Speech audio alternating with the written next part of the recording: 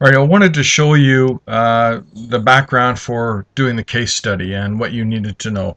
So basically, you go to the main MGTD06 page and you click right here where it says Duh, Case Study. And that takes you to this next page. Just got to click around here, which explains the case study. Now, the first thing you see is a little video clip talking about laying out the project and what you should look for when you finish the written project. You should watch that video clip carefully because there's some pretty useful points in there. The other thing is using mature language in projects. I got a little video here talking about things. For example, in business in fourth year, we don't say get money, we say obtain financing. That's a simple one, but I want you to use mature language in the writing of the project. Now, this project is worth 20%. It says 25 here. I'll change it. 20% of your mark. 20% is the written report. 20% is a presentation in class. And the written part is due in the 2 or 3 days after the final presentation. I'll tell you when that date is going to be. We'll talk about it. There's going to be 2 groups of presentations. One on the first Thursday morning in the first week of December, and another group on the 4th week in November.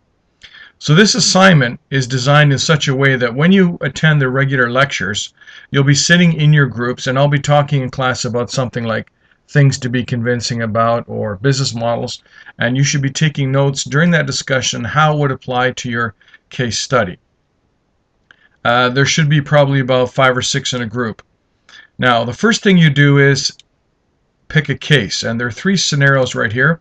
One is an ethnic newspaper, one is a bar or restaurant, one's a specialty record shop. So you pick one of these.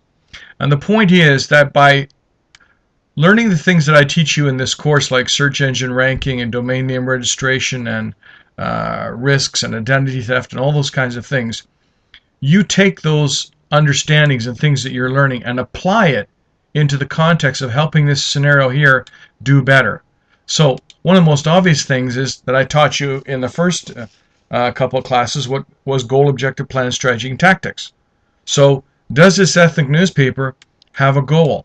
What are the measurable objectives of the bar restaurant? What are the plans that the specialty record shop has to achieve their objectives? So that's the first thing you should do, is figure out what's the purpose of that structure, and you can make that up on your own.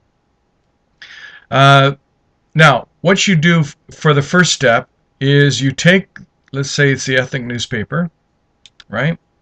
And you open that up into, say, a Word document here, and you can modify this. For example, you can say this has been producing a twice weekly newspaper, and you change that font color to red. For a section of the, you can put in here Russian.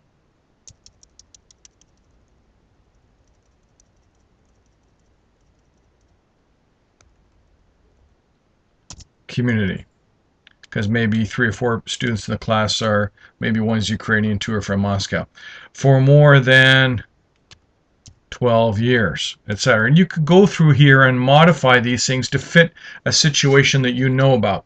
So you can either do this for a theme bar, restaurant, or record shop, or an ethnic newspaper that already exists, which is kind of useful, or you can make one up. And so you just simply add on these little things here to qualify the parameters within which you're going to do your research. You can add complete sentences. And you also have to think of some problems, because the whole point about management is problems. You're solving problems. If there were no problems, you wouldn't need managers. You just need a whole bunch of employees and one boss at the very top. So as I'm teaching you the things in this course, what you'll be thinking of is the different problems that we come across. You know, for example, there are problems in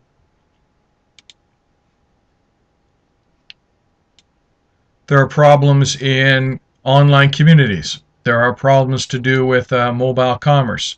There are problems to do with online branding, or there are problems with effective viral marketing. And as I teach each one of these things, you try to think of how you could work it in there. For example, the ethnic newspaper. You might have TorontoRussianNewspaper.com, TorontoRussianNewspaper.ca, and then you may also put extensions for the domain names in the country of Russia. You may also be worried about hacking or phishing or scams because there may be some people in the community that are trying to commit identity theft on the people within their own community. That's something that's common across all, ethnic communities across Canada and around the world. Um, you can talk about privacy issues. For example, if somebody sent in a letter to the newspaper, that's one thing. If they go on the website and have to log in order to submit their comments, is that information kept private, or are there any risk situations? So you got to use your imagination when you're coming up with situations here. The other thing is to also keep in mind that you got to make a presentation at the end. So if you click here where it says presentation tips, this is a quite long page, some of it with videos produced a couple of years ago by some UTA students who were in D06, talking about things you really need to do to make a kick-ass presentation. And this was so good that they even had a bloopers and outtakes reel.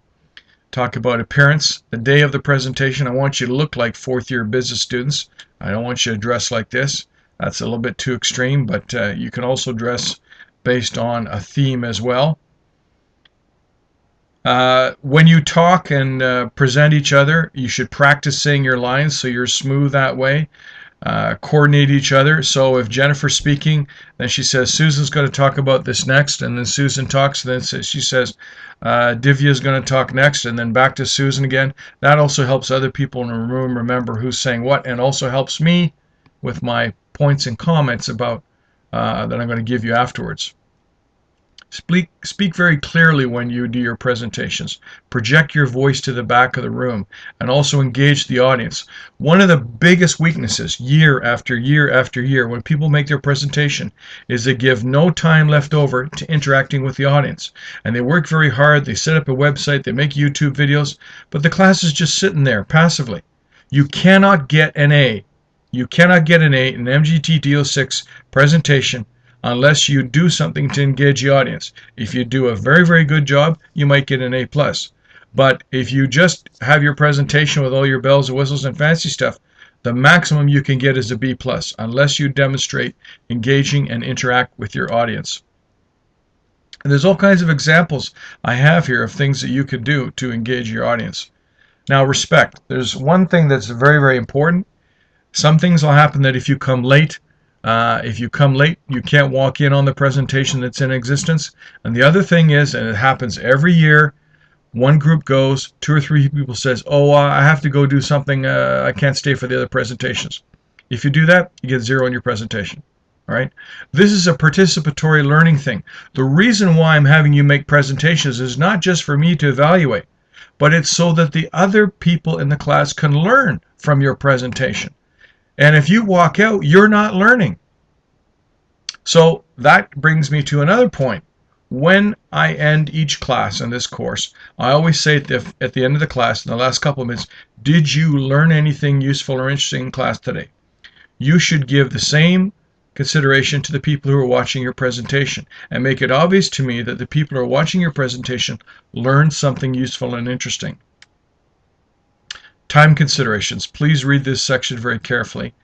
There's going to be a lot of people trying to make videos on YouTube. Make sure your sound works. Come in when the class isn't in progress and try opening up the podium. I'll help you do that, give you the password. Make sure all those things work, because if it doesn't work on presentation day, there's no fallback. Leave the professor with the impression that the students learned something useful and interesting. That's a point that I mentioned here. And if you want to get a better mark than the other groups, you have to do something better than the other groups. This was a team at UTM last year. This is a group pick of the presentation. There was only 3 people in this group. The other people are friends of friends that came in. They had a real DJ, they had a sommelier, they had someone bring in furniture, they had models, they had someone playing live music, they had someone spinning. I mean, that was a very good presentation. They involved everybody, they gave out tickets and printed up t-shirts, etc. So they got a good mark because they were competitively better than all the other presentations that year. I hope that this is useful for you.